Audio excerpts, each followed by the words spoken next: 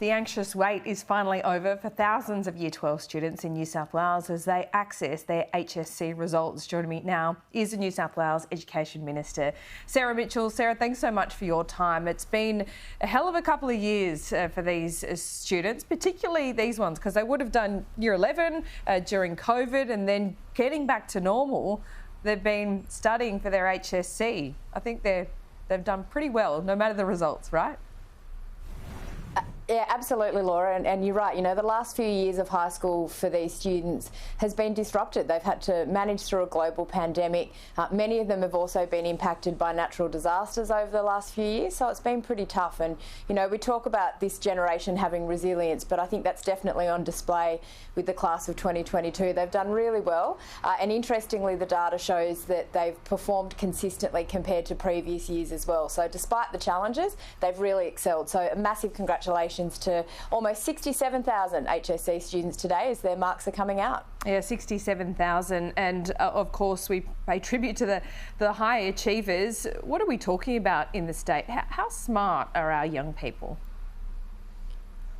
Oh, they're incredible. You know, yesterday we had a ceremony for our first in-course winners from all over New South Wales, and we had, you know, city schools and students represented, but also regional areas, and, you know, these kids have done exceptionally well. But one of the loveliest things about it, you know, I get to call a few of them and let them know that they've come first in a course, and none of them can quite believe it. They're all really humble. They don't think they did that well in the exam or the subject, and, you know, that's really heartening to see too, because they're obviously very, very bright young people, but they're also good people, and I think that's a real testament to them, their teachers and their schools, but also their families as well. And going forward, I mean, we talked about the disruption briefly, COVID, getting back to normal, teacher shortage, strikes.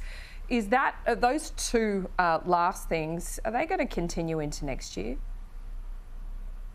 Well, I think it's important, particularly when we talk about teacher supplies, that we actually have more teachers in New South Wales than we had a decade ago. Our vacancy rates are pretty stable as they have been over the last few years, but we're really targeting particularly geographical areas where we know we need more teachers and subject areas where, again, we know that there's a demand. But, you know, this year alone in the New South Wales public system, we've hired almost 7,000 teachers. We've got a good retention rate compared to other public service positions. So, you know, there is a bit of misinformation being spread in relation to that.